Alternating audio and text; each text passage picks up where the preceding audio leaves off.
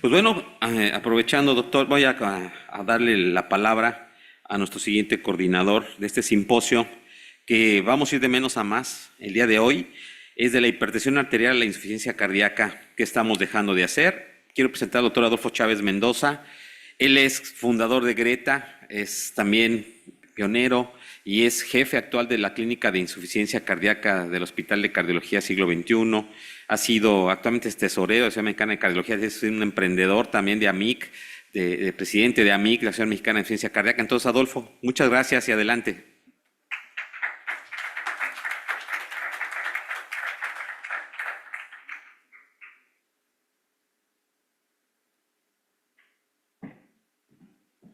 Muchas gracias y para mí es un honor también coordinar este simposio con un gran amigo, el doctor Miguel Camafort, que lo conocemos desde hace algunos años por varias situaciones. Sin duda, hipertensión arterial es un tema que le gusta mucho y que hemos aprendido mucho de él, pero también por insuficiencia cardíaca tuvimos incluso la experiencia y pues sí, el gusto de participar con él en su hospital de día en el Clínic de Barcelona.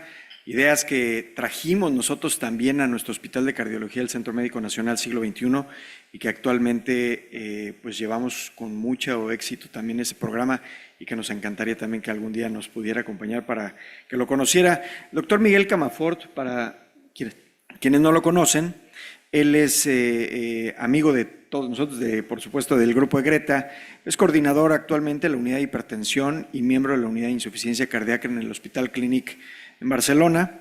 Es coordinador del grupo de trabajo de hipertensión y corazón de la Sociedad Europea de Hipertensión y por supuesto que él nos va a apoyar con una plática que particularmente a mí me parece sumamente interesante. Sabemos que durante muchos años la hipertensión se ha considerado un número. Bajar cifras nada más ha sido un concepto que tenemos como muy clavado desde la Escuela de Medicina. Pero actualmente, y pues con todo lo que hemos estado platicando, ya entendemos que esto va más allá de solamente una cifra. La hipertensión arterial es la fábrica inicial de la insuficiencia cardíaca. El incremento crónico, como decíamos justamente en una de las pláticas ayer cortitas, el incremento crónico de las presiones arteriales o de las presiones, intraventriculares, favorece a todo este remodelado que ahorita el doctor Miguel Camafort nos va a explicar con más detenimiento. Aquí ya la pregunta ya no es tanto qué tanto tenemos que bajar la presión, sino qué tanto vamos a evitar las consecuencias o las complicaciones. Doctor Miguel Camafort, por favor.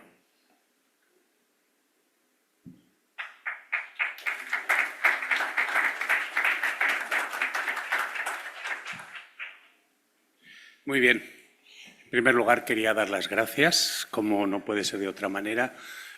Me siento siempre muy a gusto de estar con ustedes aquí en Greta y más aún cuando ha sido un viaje un poquitín accidentado por diferentes motivos, pero el hecho de tener una familia aquí, que es lo que yo considero, siempre ayuda a que las cosas salgan mejor. Cuando me propusieron este tema, la verdad es que me sentí bastante cómodo por una razón muy sencilla. Cuando tú llevas una clínica de hipertensión arterial y riesgo vascular y al mismo tiempo otra parte de tu actividad se dedica a lo que es la insuficiencia cardíaca, siempre piensas en esta pregunta. ¿Qué hemos dejado de hacer para que esta persona que comenzó siendo hipertenso acabe siendo insuficiente cardíaco?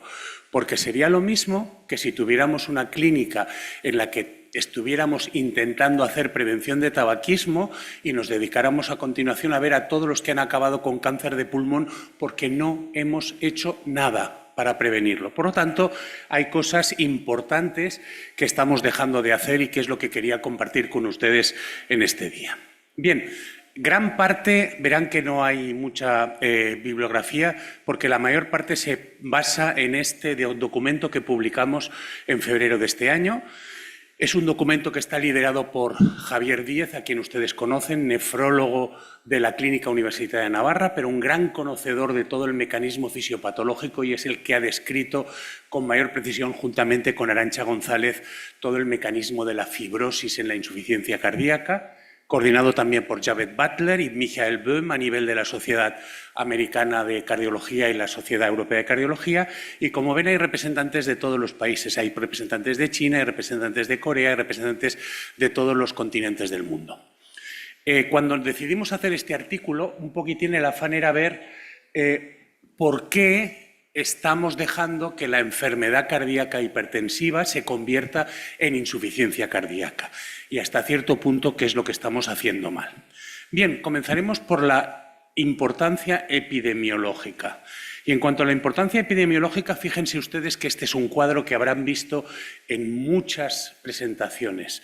Y es un cuadro de este artículo, es un artículo de Stefan Anker en el European Journal of Heart Failure hace 3 años, y en este cuadro se nos dice que la insuficiencia cardíaca con fracción de eyección preservada, que cada vez es la más frecuente, presenta todo este abanico de fenotipos. Pero fíjense ustedes que cuando hablamos de los fenotipos, el más importante, ¿de acuerdo?, es el de la hipertensión, que puede estar presente hasta en un 80% de los pacientes con insuficiencia cardíaca.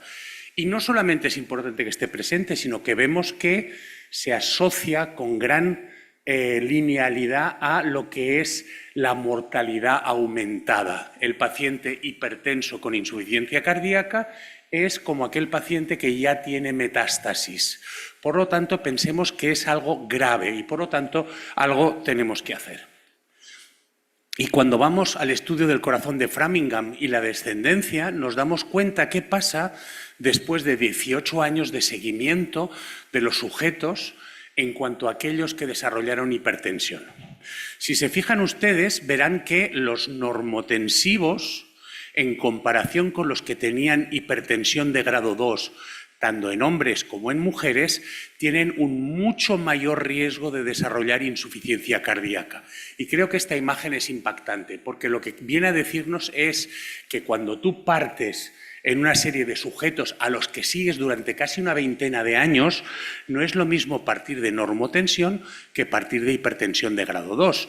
Y fíjense ustedes que tenemos herramientas suficientes y herramientas buenas para hacer que estos pacientes que están en una hipertensión de grado 2 pasen a ser normotensivos mediante el tratamiento. Por lo tanto, si hemos dejado que a lo largo de estos 18 años estos pacientes desarrollen insuficiencia cardíaca es porque hay algo que no hemos hecho. Y voy a pasar esta diapositiva y esta representa lo mismo. Y como ven ustedes aquí, sabemos que el 44% de los pacientes con insuficiencia cardíaca global tienen una enfermedad cardíaca hipertensiva. Y es en lo que quiero que todos ustedes piensen. Debemos diagnosticar la enfermedad cardíaca hipertensiva, que aparece antes de que aparezca la insuficiencia cardíaca y, por lo tanto, es necesario que tengamos claro cuáles son los criterios, cuál es la fisiopatología para comenzar a tratar con mayor intensidad a estos pacientes. Pero si vamos a la enfermedad cardíaca severa como tal, 1 de cada 3 tiene como origen la enfermedad hipertensiva. Por lo tanto, la hipertensión anterior no es algo baladí, no es algo que podamos ignorar. Y como ven ustedes, cuando miramos los registros nacionales de muerte, voy a subir un poquitín porque si no, cuando miramos registros nacionales de muerte súbita cardíaca con criterios histiopatológicos de enfermedad cardíaca hipertensiva, solamente un 3% habían sido diagnosticados de enfermedad cardíaca hipertensiva. Por lo tanto, estamos haciendo el diagnóstico de manera muy ligera y deberíamos de incidir más en el diagnóstico para mejorar el tratamiento y evitar el desenlace. Bien, ¿cuáles son las vías fisiopatológicas? Y aquí aparece un mundo totalmente nuevo que aquí agradezco a Javier Díez y a Arantxa que me permitieran participar en este artículo, porque ellos son los que tienen la base con biopsias miocárdicas de todo este tipo de situaciones. Lo que nosotros vemos ahora, lo que todos ustedes ven en su consulta de hipertensión o de falla cardíaca, es esto de aquí, la punta del iceberg. Hacemos un ecocardiograma, en el ecocardiograma vemos que existe una disfunción diastólica porque ya no utilizamos el EA, pero utilizamos el E' y tenemos un E' que está por encima de 15 y decimos, pues sí, hay una disfunción diastólica. Utilizamos la masa ventricular izquierda, indexamos por superficie corporal o en obesos por la altura elevado a 2,7 y vemos si hay remodelado concéntrico, hipertrofia ventricular concéntrica. Y cuando ya tenemos insuficiencia cardíaca, vamos a definir la insuficiencia cardíaca como tal. Pero hay una realidad microscópica, que es el motor oculto. Y les voy a hacer un spoiler. ¿Por qué en preservada, hasta que no aparecieron los ISGLT2 y aparecieron los análogos de GLP-1 y los nuevos antagonistas del receptor mineralocorticoide, no hubo éxito? Pues no hubo éxito por esto. Fibrosis. La fibrosis intersticial y perivascular es un proceso que está mediado por la hipertensión. Y cuando miramos las biopsias vemos que pasamos de un cuadro sin fibrosis a una fibrosis intersticial y perivascular, con exceso de colágeno de tipo 1 y 3, que aumenta la rigidez, reduce el strain y actúa como sustrato arritmogénico. Por lo tanto, ya tenemos un gran componente. Pero por otra parte, tengan en cuenta que también tenemos una disfunción microvascular. Si aumentamos el número de miocardiocitos y hacemos una hipertrofia ventricular y al mismo tiempo permitimos que exista una fibrosis perivascular, los microvasos se verán dañados y eso es lo que produce que la hipertensión, no solamente por la hipertrofia, por la sobrecarga de presión, acabe produciendo una enfermedad cardíaca hipertensiva. Y el final de todo es la apoptosis y el agotamiento. Se reduce la masa y sobre todo se reduce la función mitocondrial de los miocardiocitos. Por lo tanto, vemos que es un proceso complejo, es un proceso que se produce a lo largo de décadas y como se produce a lo largo de décadas, deberíamos de ser capaces de parar este proceso y actuar sobre él. Bien, aquí lo ven de otra manera. Todo comienza aquí. Y, como dice Luis Alcocer, mi querido profesor, no tratamos cifras, tratamos pacientes. Pero sabemos que nuestro paciente tiene presiones mantenidas por encima de 140 de sistólica o 90 de diastólica. Y eso aumenta la tensión a la que se ve sometido el ventrículo izquierdo. Y, mediante ecocardiograma, hacemos un diagnóstico ecocardiográfico de la enfermedad cardíaca hipertensiva. Primer signo ecocardiográfico, disfunción diastólica leve. Hay una alteración en la relajación. Después pasamos a la hipertrofia ventricular concéntrica, a la disfunción severa y finalmente al fallo clínico, que es la insuficiencia cardíaca con fracción de eyección preservada. Esto es un proceso que, como ustedes saben, dura años. Y bien, la arquitectura básicamente lo que nos dice es que, por una parte, al haber una sobrecarga de presión, sabemos que la sobrecarga de volumen da lugar a la hipertrofia excéntrica, pero la sobrecarga de presión nos da lugar a lo que es la hipertrofia concéntrica.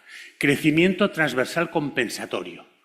Pero, como ustedes ven, el crecimiento transversal compensatorio tiene dos consecuencias fundamentales. Fallo bioenergético, porque los mitocondrias no son capaces de asumir la fuerza que tienen que generar para que ese músculo sea funcional, y por otra parte no aumentamos la microvasculatura. Tenemos, perdonen por la expresión, más hijos a los que alimentar con el mismo presupuesto. Por lo tanto, tenemos un problema grave. Y ven ustedes que además, si resulta que el dador de oxígeno y el dador de alimento, y volvemos a la fisiopatología clásica, está afectado porque hay una rarefacción capilar, hay una microisquemia subyacente. Pero además, todos sabemos que la hipertensión no viene sola, viene acompañada de obesidad, viene acompañada de diabetes mellitus y viene acompañada de toda una serie de procesos que nos llevan a esto, a una fibrosis intersticial y perivascular, con exceso de colágeno de tipo 1 y tipo 3, y se origina un corazón que no solamente es hipertrófico, sino que también es fibrótico. Y sabemos que hay una serie de aceleradores comórbidos. Piensen en el último día que vieron a ustedes a pacientes hipertensos. ¿Cuántos de ellos tenían obesidad? La mayor parte, ¿verdad? La mayor parte son obesos. ¿Cuántos tienen enfermedad renal crónica? Y no me refiero ya a una enfermedad renal crónica terminal, me refiero a una disfunción ligera del filtrado, un filtrado por debajo de 60, o que tuvieran microalbuminuria. Por lo tanto, tenemos aquí otro Otro daño. La enfermedad renal crónica retiene solutos urémicos, causa hiperactividad simpática y sobrecarga volumétrica externa. Nuevo spoiler, si tenemos hiperactividad simpática también tendríamos un papel para aquellos fármacos que actúan sobre la hiperactividad simpática, como son los beta bloqueadores. ¿De acuerdo?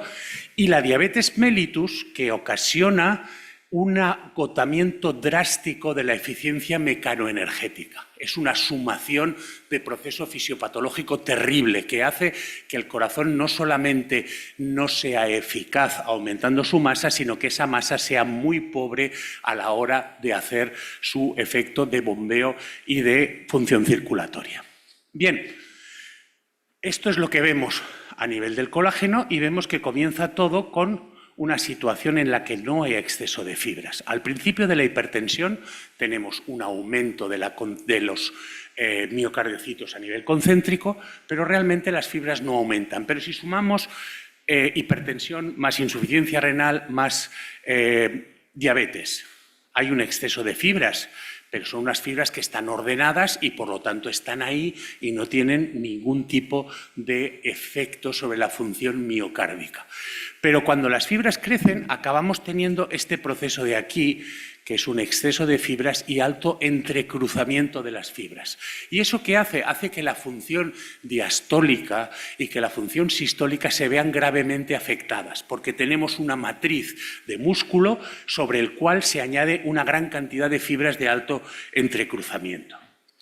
Y si vamos a la resonancia cardíaca, y probablemente a la larga habrá que pensar cómo lo hacemos, porque no les voy a engañar y ustedes lo conocen, la situación de los sistemas públicos de salud es así, no podemos pedir resonancia cardíaca a cualquier paciente hipertenso, pero sí que sabemos que la resonancia cardíaca nos indica que no hay hipertrofia, que hay hipertrofia ventricular excéntrica, si hay hipertrofia concéntrica y si hay hipertrofia izquierda y dilatación a través de la resonancia cardíaca.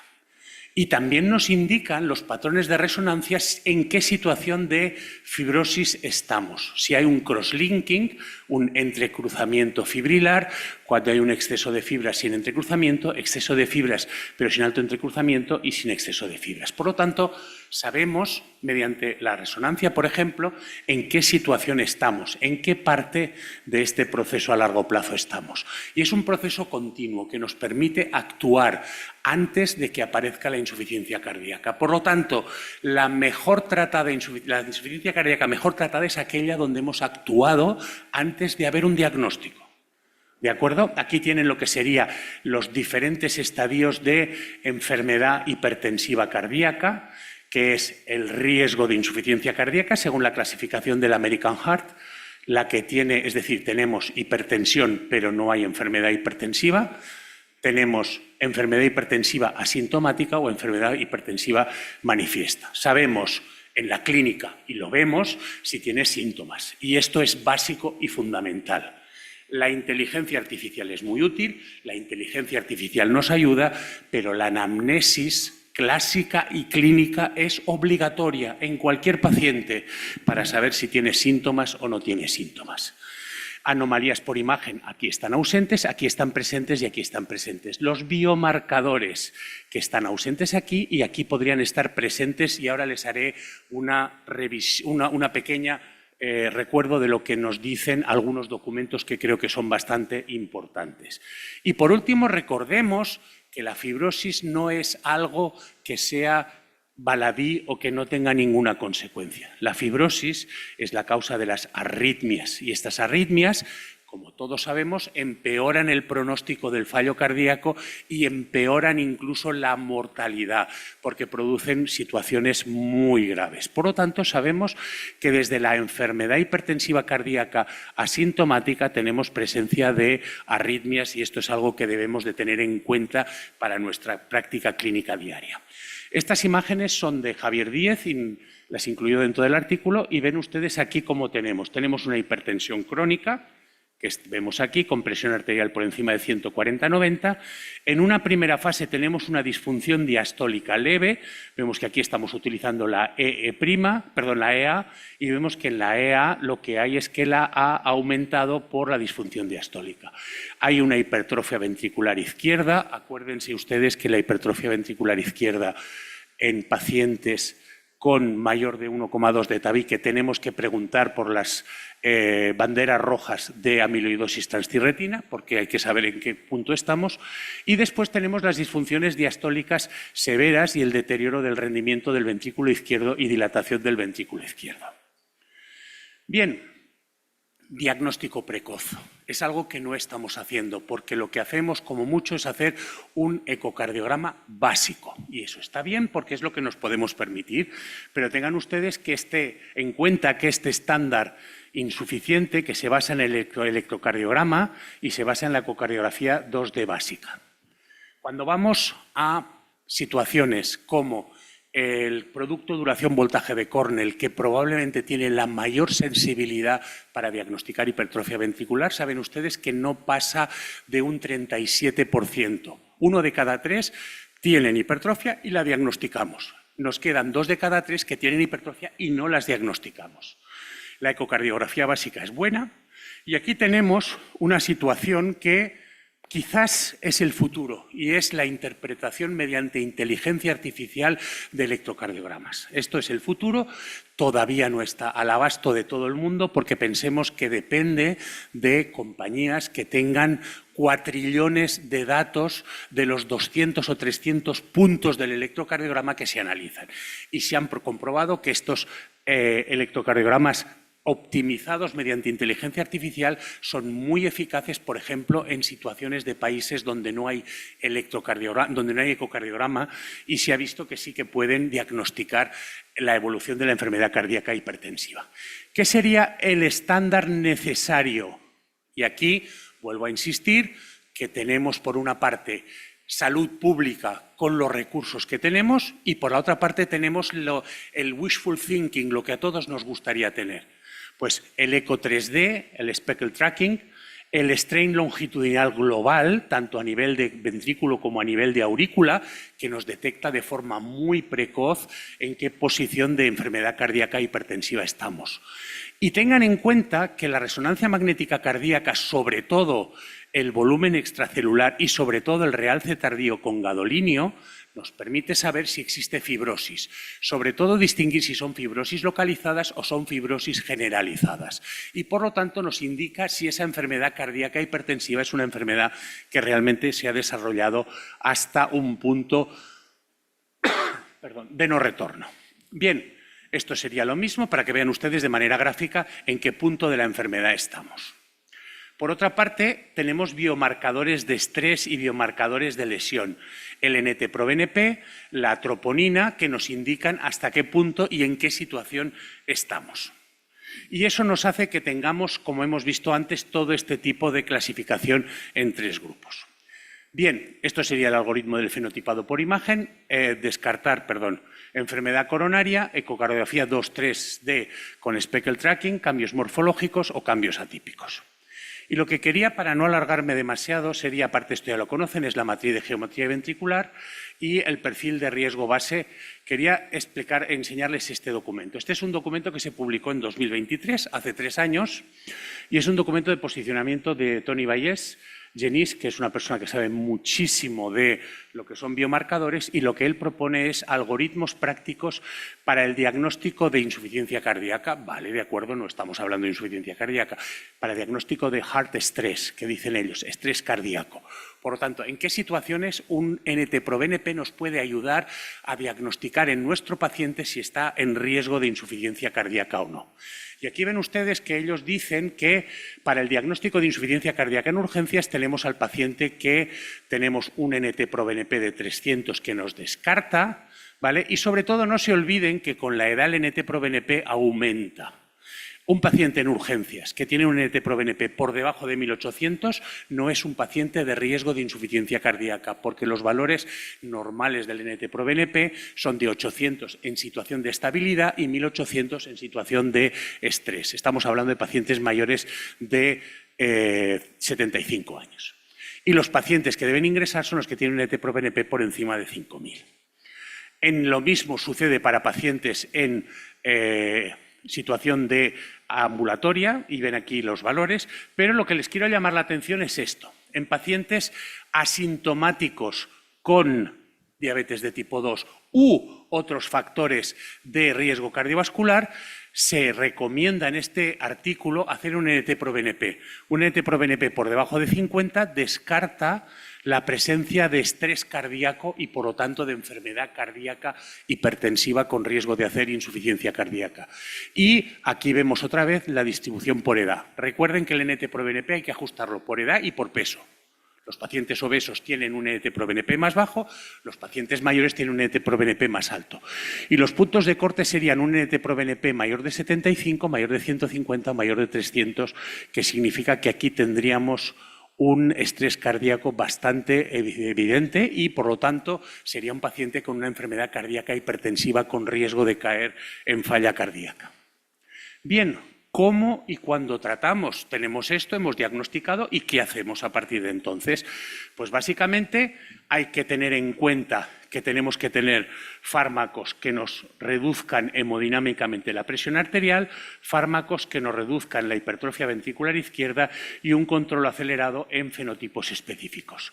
Tenemos herramientas como los beta bloqueadores, tenemos herramientas como los diuréticos y calcioantagonistas que reducen la carga hemodinámica y la incidencia general de insuficiencia cardíaca. Pero también tenemos los IECAs y los ARA2 que actúan directamente sobre los efectos de la fibrosis y que son superiores a los betabloqueadores y a los calcioantagonistas porque se ha visto que disminuyen el volumen extracelular en insuficiencia cardíaca, en falla cardíaca, en enfermedad cardíaca hipertensiva a través de la resonancia y los niveles séricos de colágeno. Y sabemos también que los estudios de Juan Badimón en Monte Sinaí nos muestran que fármacos como los análogos de GLP-1 y los ISGLT2 producen disminución efectiva de fibrosis en el volumen extracelular por resonancia. Por lo tanto, son fármacos que nos ayudarán a regresar la fibrosis.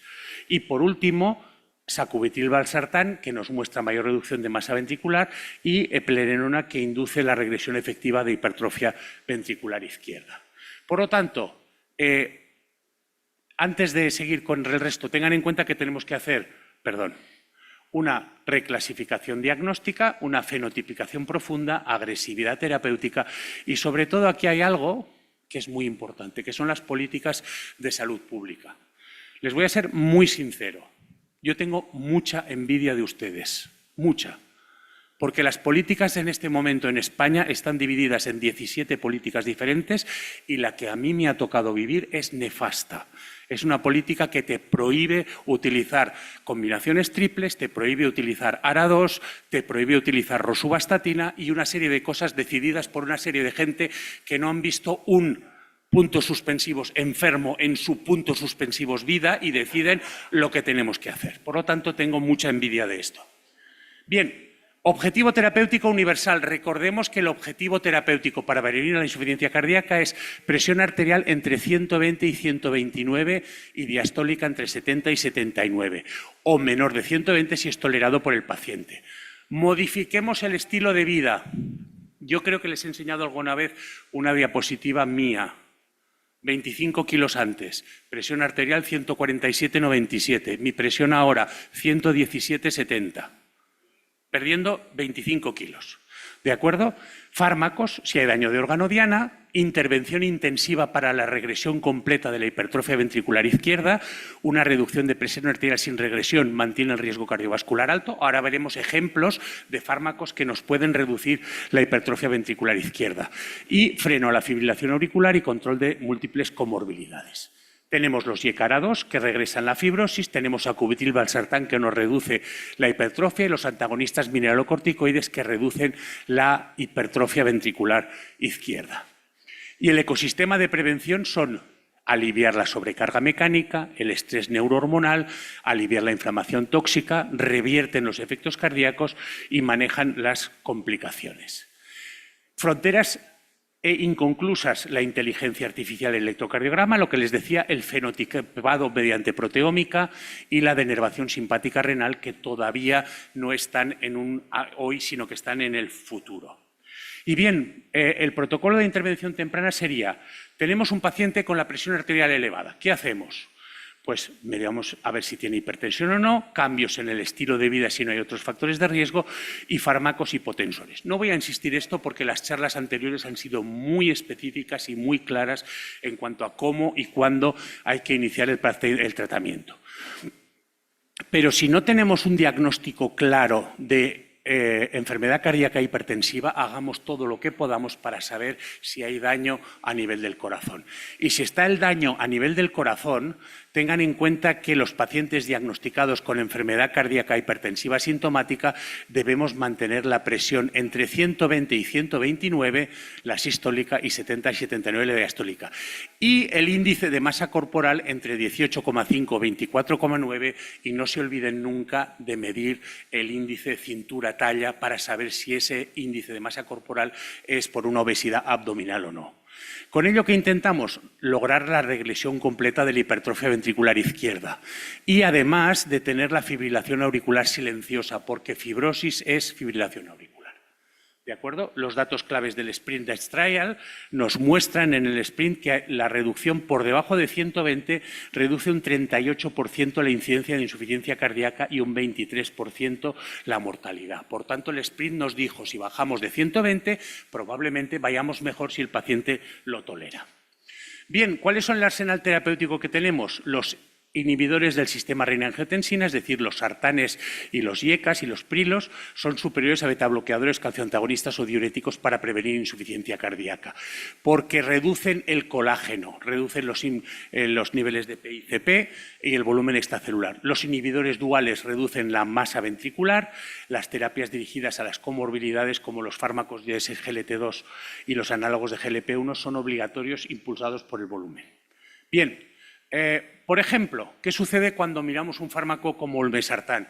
Pues vemos que cuando miramos la consecución de objetivos, por ejemplo, comparando olmesartán con ramipril, en este estudio doble ciego, vemos que hay una mayor consecución en hombres entre 65 y 69 años con síndrome metabólico, riesgo cardiovascular muy alto y pacientes no tratados previamente. Por lo tanto, como tenemos una reducción superior de la presión arterial y además tenemos una reducción de la fibrosis, sería un fármaco, como otros que hay, que sería efectivo para la prevención de la insuficiencia cardíaca, y es algo que no debemos de olvidar. Pero si vamos a modelos animales y vemos la influencia que tiene en modelo animal olmesartán en el modelo de rata hipertensa de Dahl, una dieta 8% de sal, vemos que hay a la semana 11 una hipertrofia compensadora, a la semana 17 insuficiencia cardíaca compensada y a la semana 20 mortalidad. Y vemos que la diferencia a nivel de reducción de lo que es la hipertrofia miocárdica y lo que es la fibrosis es que hay una reducción significativa de la mortalidad, supervivencia prolongada en 5 semanas. ¿De acuerdo? Tengan en cuenta que lo que tenemos que conseguir es esto. Esto sería el corazón del hipertenso control, que tiene un aumento masivo desadaptativo de peso y cardíaco relativo, y este sería el corazón más, por ejemplo, en este caso de la rata hipertensa, un ARA2, en este caso olmesartán. Bien, perfil antifibrótico. Tenemos que dar fármacos que reduzcan la fibrosis. Nuestros datos del estudio Predimed, publicados hace un año, muestran que la dieta mediterránea, es decir, aquella dieta que se basa sobre todo en verdura, en fruta, en pescado, en aceite de oliva, tiene un efecto antiinflamatorio porque reduce las citoquinas y reduce la fibrosis perivascular. Tenemos otros fármacos que también nos ayudan en esto. ¿De acuerdo? Por lo tanto, las fronteras del conocimiento y los llamados a la acción para todos nosotros.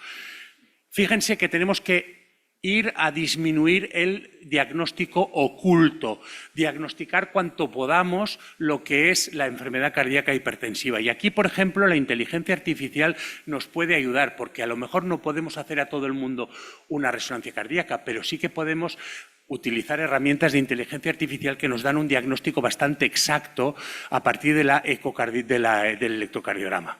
El cambio paradigmático de los biomarcadores cada vez nos van a utilizar más y el mandato clínico es que hay que identificar temprano la enfermedad cardíaca hipertensiva mediante imagen multimodal, fenotiparla por sus marcadores biológicos, detener la cascada con intervención intensiva.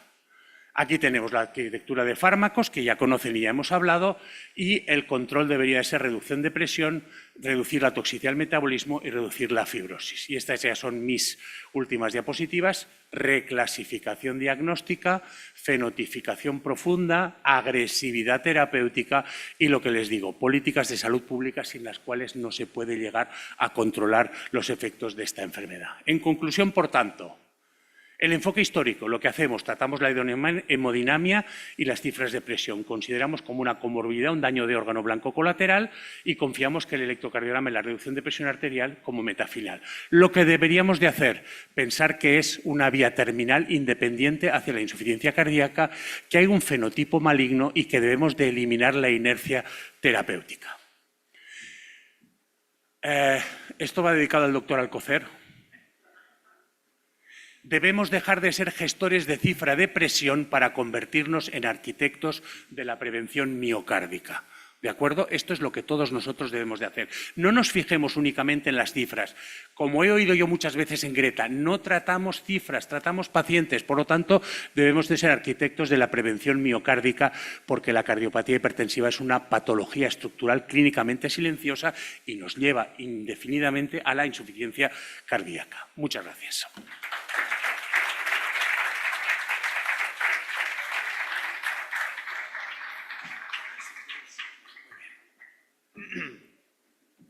Muchísimas gracias, doctor Miguel Camafort. Y quisiera invitar a nuestros panelistas, quiero presentarlos también. Presento primero al doctor José Manuel Enciso Muñoz. El doctor José Manuel Enciso Muñoz es cardiólogo clínico de la ciudad de Zacatecas y miembro fundador también del grupo de expertos en hipertensión arterial. Es expresidente de la ANCAM, es expresidente de AMPAC también. Y bueno, está aquí como parte de este panel de expertos para analizar este mismo tema.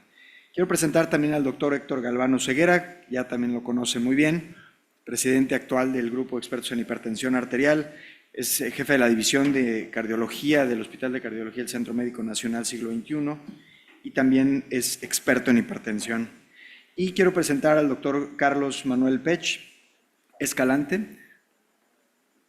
El doctor Carlos Manuel Pech es cardiólogo clínico e intervencionista del destacado cardiólogo también aquí de Campeche. Y ayer, con este reconocimiento de Greta que se le dio, la verdad es que le agradecemos mucho su participación y con todo lo que ha hecho para la organización del evento. Entonces, vamos a platicar un poquito sobre este fascinante tema que me parece que todos estamos metidos de alguna manera en él, porque todos vemos hipertensos, todos vemos eventualmente personas sintomáticas, aunque no veamos una FEBI, que aquí realmente no estamos evaluando fracciones de expulsión, estamos evaluando un síndrome clínico que empieza siempre desde el incremento en presiones, independientemente de una fracción de expulsión que eventualmente evaluaremos. Quiero hacer algunas preguntas que después, por favor, si el público también desea hacer alguna, por favor levante la mano y le pasaremos algún micrófono, pero vamos a empezar con una pregunta. ¿Cuál sería realmente el objetivo terapéutico en esta época? No es solamente, y lo decíamos al principio, no solamente es bajar una cifra. ¿Qué tendríamos que estar evaluando constantemente? No solamente es decirle al paciente, bueno, mándeme su bitácora de presión para ver si efectivamente sus cifras están normales. ¿Qué otra cosa valdría la pena que pidamos a los pacientes o que busquemos intencionadamente en los pacientes en el seguimiento? ¿Alguien que quiera contestar? Una pregunta abierta. Doctor Enciso. Gracias. Sí, yo creo que, como insistimos y hemos tratado de enfocar y esclarecer mucho en Greta, estamos buscando ver cifras de pacientes tratados, pacientes controlados, pero somos muy así como son a veces criticamos a los endocrinólogos que son glucocéntricos, nos estamos enfocando mucho nada más a las cifras de presión, ¿no? Entonces, yo creo que esa intención de Macarena de la hipertensión no viene sola. No viene sola. La hipertensión siempre viene acompañada, como ya se ha insistido tanto. Yo creo que la presentación del doctor Camafort es bastante amplia y explícita. ¿Qué estamos dejando de hacer? Estamos actuando muy tardíamente, muy tardíamente. Estamos siendo muy centrados y enfocados en buscar cifras control, pero no hemos insistido, no hemos logrado permearlo suficientemente a nivel de la población, sobre todo. Todos somos médicos de primer contacto, aún los especialistas también somos médicos de primer contacto, porque muchos nos llegan pacientes por primera vez. Entonces, primer contacto somos muy probablemente todos. Entonces, yo creo que no estamos siendo suficientemente acuciosos en atender y en explicar, decir y entender que las cifras de presión arterial son consecuencia de muchos fenómenos fisiológicos y fisiopatológicos, y que si no atendemos a todo ese espectro de fenómenos fisiopatológicos, pues lo que estamos logrando es muy poco. Y yo creo que estamos actuando muy tardíamente, no hemos logrado concientizar, y por eso son las cifras tan ominosas que tenemos y que estamos queriendo resolver los problemas de salud atendiendo clínicas de insuficiencia cardíaca, de diálisis en los pacientes nefrópatas, etcétera. Pero lo que decimos, la prevención primordial y primaria, pues está todavía muy desnuda, con muy pocos recursos. Yo creo que por ahí tenemos que cambiar el enfoque. De acuerdo, doctor Galván, iba a hacer un comentario al doctor Pech. Bueno, yo creo que eso fue un comentario del doctor Alcocer. O sea, no hay que tratar cifras, sino hay que tratar pacientes. Un paciente, primero que nada, la hipertensión arterial se asocia a insuficiencia cardíaca en 60-70% de la población. Si sabemos, la hipertensión arterial es una enfermedad prácticamente desconocida o subdiagnosticada. Y una vez que se diagnostica, el porcentaje de pacientes llegar a la meta es subóptimo. De tal forma, como dijo muy bien el doctor Alcocer, una hipertensión que no está controlada adecuadamente va a condicionar aumento de las presiones en cavidades con repercusión inicial en órgano blanco, corazón, posteriormente riñón. Entonces tenemos que hacer un enfoque globalizado. Hay que actuar, y para actuar hay que controlar, evitar el daño inicial en corazón. Entonces tenemos que hacer estudios seriados, tanto para tener un control inicial y un seguimiento en el resultado del tratamiento médico. ¿De acuerdo, doctor Galván? Bueno, sí, estoy de acuerdo en que las cifras de presión, pero creo que es lo que tenemos más al alcance para detectar a los pacientes. Muchos pacientes son asintomáticos y es la única manera que podemos encontrar para poder hacer lo que tenemos que haber hecho desde hace mucho tiempo. Entonces, lo que hemos dejado de hacer es hacer tamizaje. Cuando nos damos cuenta en el mundo que la mitad de las personas no saben que tienen hipertensión, en el mundo, es que estamos dejando de hacer muchas cosas. Entre ellas, como decía, si hoy te hiciéramos aquí una toma de medición aquí en el auditorio, quisiera preguntar, ¿cuántos se conocen con hipertensión arterial aquí? Bueno, no está, voy a hacerle así como en la política, la mano alzada, ni menos del 5%, cuando la realidad es otra. Entonces, creo que eso es bien importante, más allá de no tratar presión, es lo que tenemos al alcance. Yo he escuchado al doctor Martín Rosas, cuando una persona ya tiene presión alta, es que ya tiene un daño. O sea, no quiere decir que apareció la presión alta de un día a otro, ya viene un daño estructural de todo lo que hemos visto aquí. Entonces es fundamental hacer tamizajes y hacer campañas de detección para encontrar a más gente. Y de ahí, ahora sí, ya que tomaste la presión, hay otra parte que también te dice si un paciente, y no necesitas un eco, tiene disnea, le falta el aire, tiene palpitaciones, cómo está el pulso, y no necesitas un ecocardiograma, a veces ni un electrocardiograma, para empezar a darte cuenta que tu paciente ya tiene datos de disfunción diastólica. En las mismas guías de insuficiencia cardíaca estamos hablando, viene, es lo primero que hay que hacer, tocar el pulso, preguntar al paciente si tiene apnea, si tiene disnea, etcétera. Entonces creo que estamos dejando de hacer lo más importante, que es tomar bien la presión y en base a eso detectar, y una vez detectado empezar con la clínica, y ahora sí nos vamos hasta el final a los tratamientos, pero creo que eso es lo más importante. Entonces no minimicemos la idea de los números, yo creo que sí es cierto, pero no tenemos otra herramienta más eficaz actualmente que tomar la presión bien y detectar rápidamente esa cascada en cualquier fase. Sí, yo, Aquí tenemos dos más preguntas más. ¿puedo? Sí, mientras tanto, un comentario muy sencillo. Estoy totalmente de acuerdo con lo que decís y os voy a poner un ejemplo. ¿En qué país va a haber una prevención más eficaz de la insuficiencia cardíaca? ¿En España, donde el primer contacto obligatorio del paciente o de la persona con su médico para detectar la presión es a los 65 años? ¿O en Corea del Sur, que a los 30 años existe la obligación de buscar activamente hipertensión? Y eso yo creo que es, por sí solo lo dice. Sin duda. Me pasa.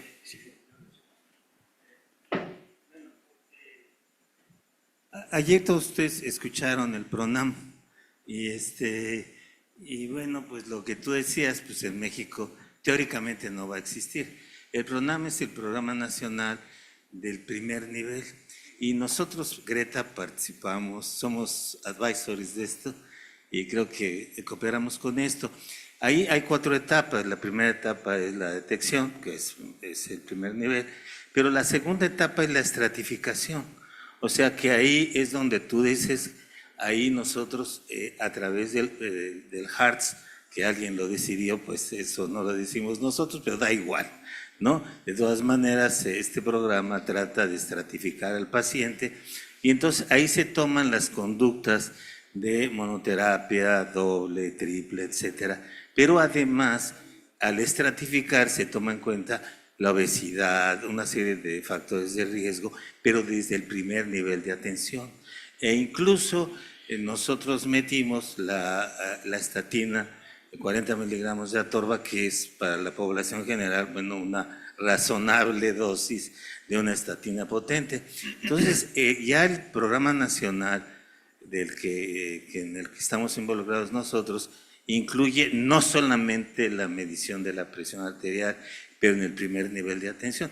Ahora, cuando tú ya detectas que esta presión arterial, pues para eso tienes el segundo nivel, pero es imposible a 100 y tantos millones de habitantes, de los cuales hay adultos. Bueno, pues este es el mejor proyecto que hemos podido construir hasta ahora en la salud mexicana en cuanto a la hipertensión arterial.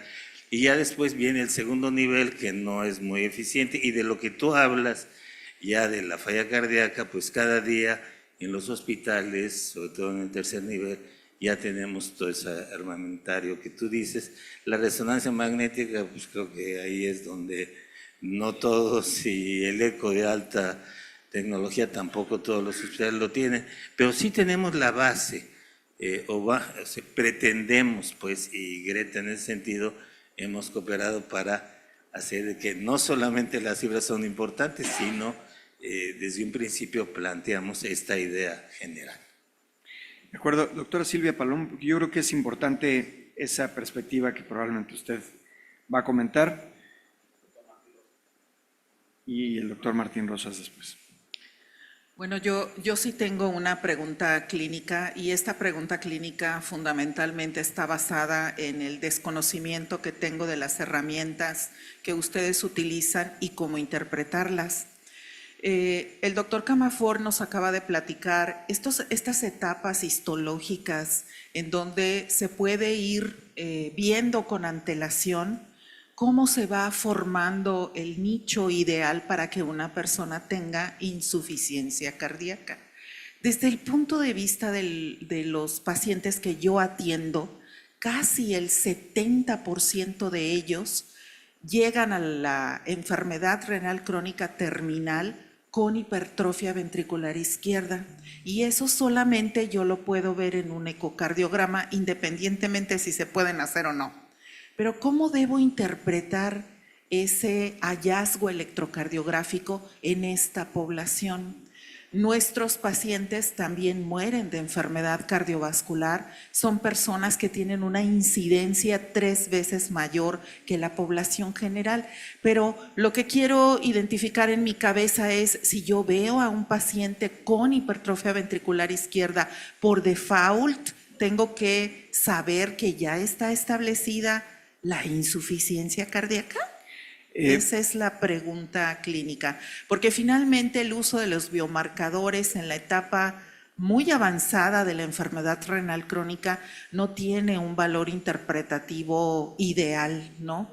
Entonces, sí quisiera preguntarles eso porque evidentemente no tenemos los recursos para hacer las otras cosas, pero sí tenemos las herramientas terapéuticas para poder incidir en que esta cosa no progrese más. Justamente de la mano de esa pregunta era la pregunta inicial, porque no es el seguimiento solo de las cifras, sino que estamos no identificando. Por ejemplo, esta relación albúmina-creatinina, esta RACU, que podemos identificar en el seguimiento, que ya está teniendo alteración, que ya está subiendo de 30 miligramos, etcétera. Ese es un marcador que eventualmente nosotros podríamos haber detectado antes de lo que efectivamente se ve, ¿no? Ya la hipertrofia ventricular izquierda. Sí. No sé si el doctor Camafort quiere... Sí, yo quería recordar lo que nos ha dicho antes Héctor, el doctor Galván. Yo creo que es muy importante. A día de hoy, yo creo que estamos todos de acuerdo que el diagnóstico de la insuficiencia cardíaca sigue siendo clínico. Por lo tanto, la pregunta es muy sencilla. ¿Se cansa usted? ¿Se ahoga usted? Tengan en cuenta que la preservada muchas veces no da ahogo, sino que da cansancio. Lo que los norteamericanos llaman fatiga, ¿vale? La fatigue. Es decir, que el diagnóstico sigue siendo clínico. Si tienes una hipertrofia ventricular, ¿es hipertrofia o es insuficiencia cardíaca? No sé lo que pensáis, pero yo creo que la clínica es la que manda ahí. Sí, incluso sabemos que hay falsos positivos en los estudios de ecocardiografía. O sea, también es operador dependiente. Por eso es importante integrarlo. Yo no lo estoy al contrario. Si lo tenemos, decía en una plática, todos los pacientes con hipertensión deberían tener un ecocardiograma, sí, pero un buen ecocardiograma. Sí. Porque es muy operador dependiente el ecocardiograma. Y puede ser un arma de doble filo. Si está mal hecho un ecocardiograma, te puede marcar hipertrofia ventricular izquierda o aumento del índice de masa ventricular izquierda de forma errónea. Todavía, obviamente con herramientas, pero no, en la parte que yo, y gozando con Chivi, si tú tienes un paciente que te marca hipertrofia ventricular izquierda, lo más seguro es que sí tenga insuficiencia cardíaca. O sea, ya tiene daño estructural. A veces también, como tú, en la evaluación, en la anamnesis, los pacientes también se van acostumbrando, van perdiendo calidad de vida. Entonces, si tú le dices, oye, ¿a usted le falta el aire? No. ¿Sube escaleras? Pues sí, 2 pisos y el tercero ya se cansa. Entonces, también la gente se va antes si agarraba una cosa en la alacena, ahora tiene que subir y ya no puede. O sea, sí tenemos que ser más clínicos e integrarlo con lo que tenemos de la tecnología. Obviamente, como vemos, si lo vemos ahora, Adolfo, ver fibrosis miocárdica por resonancia magnética es fabuloso, pero el acceso para todos los pacientes que tenemos pues es imposible en el sistema público y privado. Sí sirve mucho, ¿no?, para estratificar esas estratificaciones, pero sí insisto mucho en que toda la tecnología, la inteligencia artificial no se vuelva al consultorio. Lo que debe ser el consultorio es el médico y apoyarse con estas herramientas. Sí, digo, afortunadamente la maravilla del ecocardiograma es que no solamente te diría tiene hipertrofia ventricular izquierda. Ahí claramente puedes identificar otros parámetros, como por ejemplo incremento en el volumen de la aurícula, etcétera. Es decir, aquí la maravilla de la medicina es que hay varias herramientas que nos pueden ayudar a interpretar un resultado mucho más claro. Por supuesto, no menospreciando la clínica, que esa siempre va a ser la que regle. Doctor Martín Rosas. Sí, muchas gracias. Un poco la pregunta dirigida a Miguel. Mira, hace muchos años me tocó hablar de la hipertrofia a la claudicación ventricular, hace muchos años. Y el concepto era muy claro de que, bueno, es que las fibras miocárdicas llega un momento en que se fatigan, se cansan, hacen apoptosis y pasas de la parte de hipertrofia a la claudicación y ahí viene la falla cardíaca. Recientemente tuve que revisar el tema y resulta que hoy me entero pues de que nosotros, normalmente los humanos, tenemos macrófagos que residen en los diferentes órganos. Y hay macrófagos que residen o viven en el miocardio, o en el corazón, pues. Y estos están caracterizados por unos marcadores, los SR y los SP, si es positivo o si es negativo. Y estas subpoblaciones tienen que ver, porque es bien interesante, resulta que estos son, las subpoblaciones de macrófagos, son las que van a... Hay algunos macrófagos que se convierten en fibroblastos o que estimulan a los fibroblastos para la producción de la fibrosis. Y hay otra subpoblación de macrófagos que son los que estimulan a la hipertrofia y al crecimiento ventricular. Entonces dices, bueno, esta relación es interesante. Y más allá, porque resulta que cuando tú estás dando tratamiento, el antihipertensivo, el manejo que te estás dando, en realidad estás provocando que la señalización que hay entre corazón y médula ósea para la producción de este tipo de subpoblaciones que van a ir a vivir ahí, pues resulta que los medicamentos antihipertensivos también tienen esta participación en el proceso que hemos llamado antiinflamatorio de los medicamentos. Qué interesante. Bueno, me entero que allá los del grupo de CENIC, en donde tú estás, están trabajando mucho en este aspecto. Y resulta que el doctor David Sancho, que es el líder de inmunidad en este centro, están trabajando con la posibilidad de producir medicamentos dirigidos a estas subpoblaciones y que pudieran modular. Esto tendría una gran trascendencia, porque si este es el mecanismo que al final del día, mecánico, inflamatorio, inmunológico, etcétera, es lo que está regulando la fibrosis hipertrofia en el corazón, pues resulta súper llamativo. No sé si tienes noticias de cómo van estos señores. Son del grupo obviamente, de Valentín Fuster, que es un amante de los macrófagos. Y bueno, pues, si nos pudieras comentar cómo va eso. Sí, de ese aspecto en concreto no tengo noticias, pero sí que te puedo decir que otro de los aspectos que son muy importantes es por qué los macrófagos comienzan a producir ese tipo de inflamación.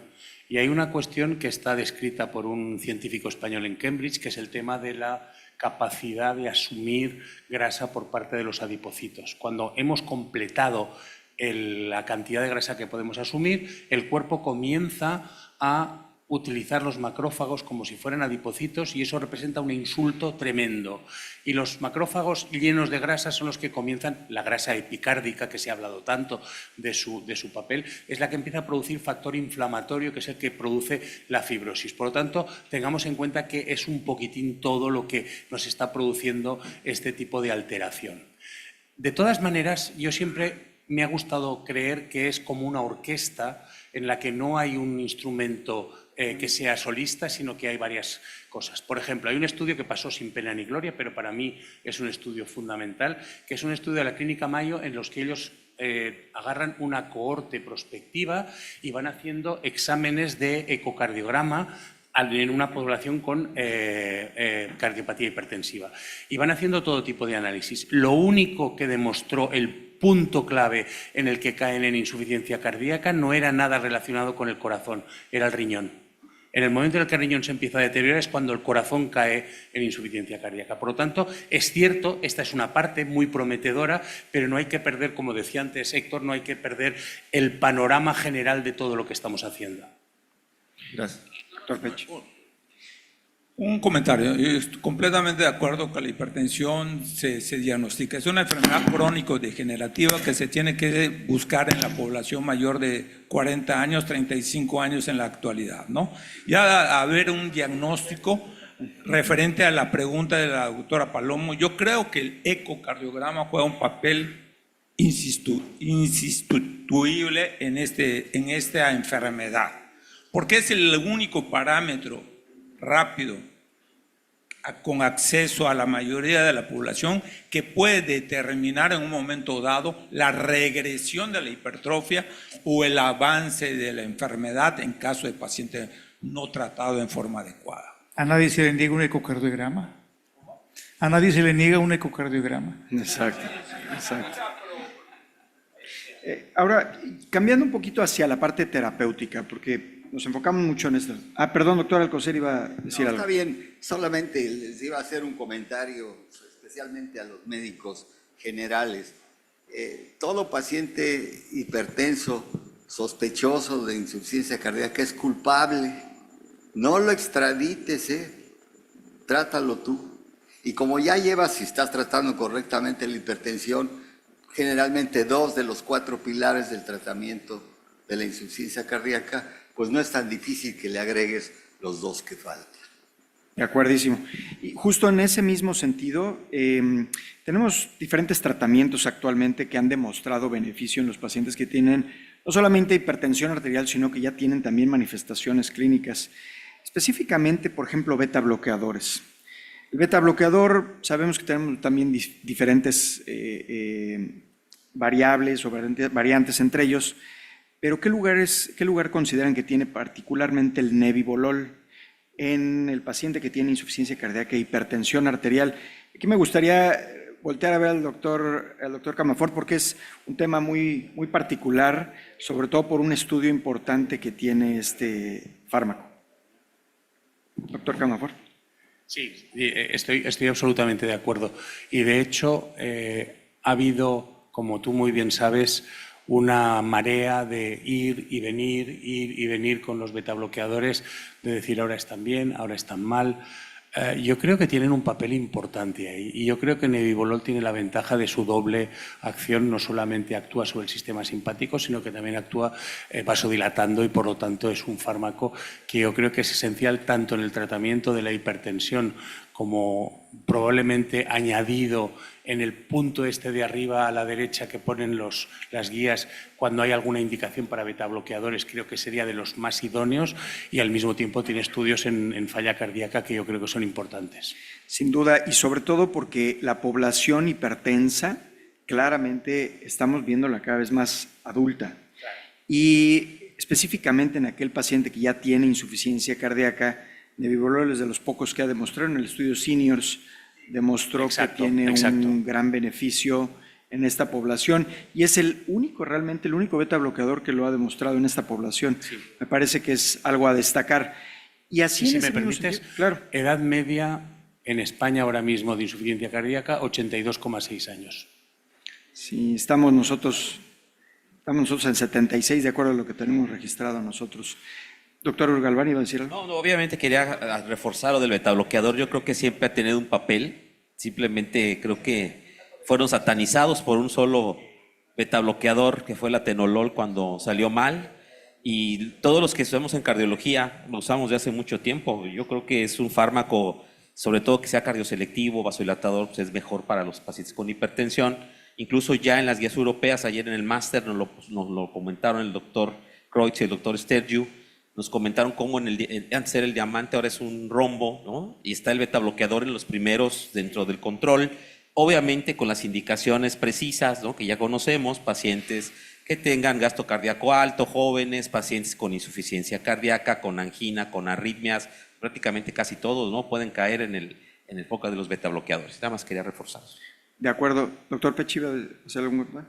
Ok, entonces esto es importante como pregunta inicial del tratamiento. Pero con el paso de los años hemos visto que las combinaciones farmacológicas, y ya estamos casi por cerrar, pero sí me parece importante porque las combinaciones farmacológicas se están volviendo el pan nuestro de ahora, ¿no? Es decir, para la hipertensión ya estamos en la combinación, para la diabetes ya estamos en la combinación, la dislipidemia por igual, en la insuficiencia cardíaca lo estamos viendo también, ya tenemos combinaciones, eventualmente vamos a tener fortalezas más en ellas, pero en hipertensión arterial e insuficiencia cardíaca, podríamos empezar a tener combinaciones, porque sabemos que la hipertensión arterial nos va a llevar a insuficiencia cardíaca con fracción de expulsión preservada. ¿Tendría sentido que le añadiéramos a lo mejor a un IECA o un ARA2 un SGLT1? SGLT2?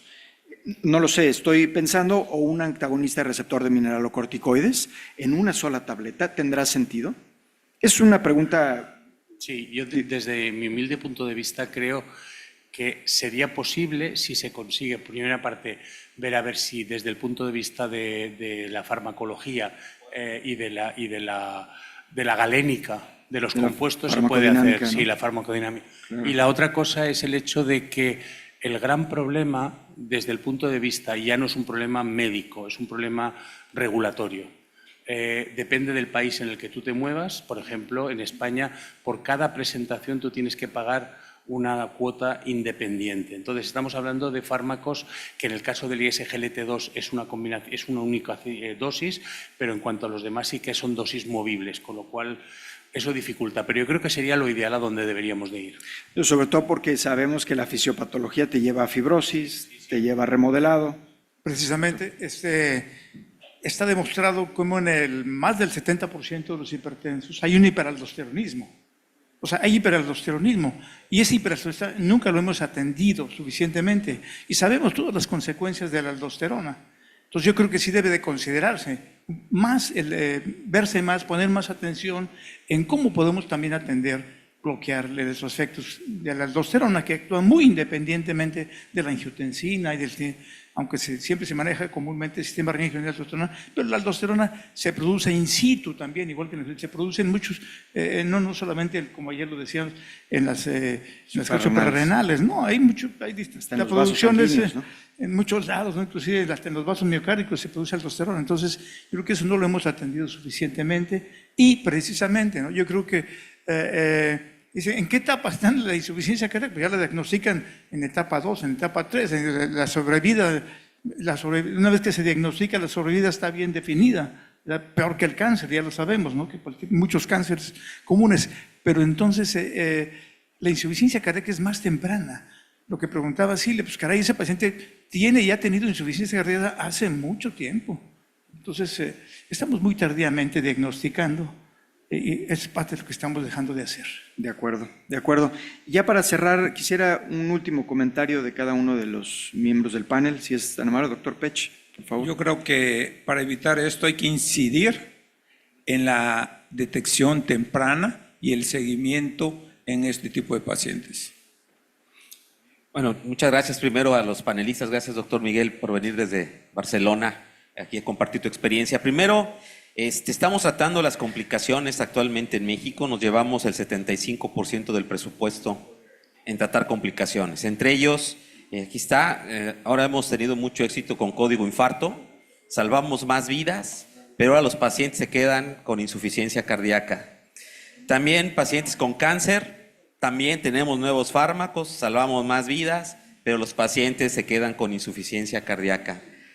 Tenemos muchos pacientes con hipertensión arterial que no están diagnosticados y van a terminar en insuficiencia cardíaca. Entonces tenemos mucha tarea por delante, como vimos en detección. Tenemos mucho que hacer en estratificación de riesgo y también estoy seguro que con las nuevas tecnologías vamos a poder combinar más fármacos más fácil.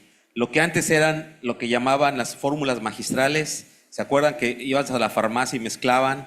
Yo creo que va a haber así como una impresora 3D de fármacos, ¿no? Y vas a poder tú hacer tu fármaco ideal. Para allá vamos y muchas gracias, Adolfo, por excelente coordinación.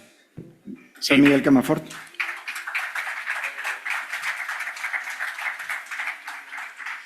Yo resumiría con dos frases. La primera es que el mejor tratamiento para la insuficiencia cardíaca es evitarlo, ¿de acuerdo? Y la otra sería simplemente que cuando tengamos delante a un paciente hipertenso pensemos que es un paciente de riesgo para insuficiencia cardíaca. No lo tratemos como una persona sin ningún tipo de riesgo porque tiene riesgo. De acuerdo, doctor. Gracias. Yo creo que insistir, ¿no? En que exactamente lo que estamos dejando de hacer es en atención primordial y en atención primaria, definitivo, ¿no? Entonces, yo creo que también hay cierta incertidumbre clínica en los médicos acerca de lo que es la insuficiencia cardíaca, ¿no? A veces las definiciones no las entienden bien. Yo creo que hay un desconocimiento de mucho de lo que es la insuficiencia cardíaca en general en los médicos. Yo creo que hay falta de destrezas y habilidades clínicas para poder diagnosticarlas y pues insistir en que si esperamos a que la insuficiencia cardíaca llegue a la etapa A2, 3, A, B, C, D, ¿verdad? Para diagnosticarla, probablemente incluso la disnea ya sea ya es la etapa 2 de la insuficiencia cardíaca. Entonces ya pues, dejamos perder la oportunidad, ¿no? si no estamos previniéndola, ni siquiera diagnosticándola tempranamente. Entonces, insistir en que la hipertensión arterial muy pronto va a caer en insuficiencia cardíaca la gran mayoría de los pacientes. De acuerdo. Y finalmente, pues comentar que un paciente que tiene insuficiencia cardíaca fue, no todos, hay algunas etiologías muy particulares, pero fue un macareno. O sea, realmente no es un paciente hipertenso, no fue un paciente hipertenso, fue un macareno. Y a mí me parece importante que en el seguimiento de un paciente con hipertensión no solo veamos las cifras, los laboratorios que le estemos pidiendo impactan también en los resultados en un futuro. Y agradezco muchísimo al Laboratorio Menarini por el apoyo para que este simposio se lleve a cabo. Gracias, por supuesto, por su participación, por haber traído al doctor Miguel Camafort desde allá, y pues muchísimas gracias a todos por su asistencia. Gracias.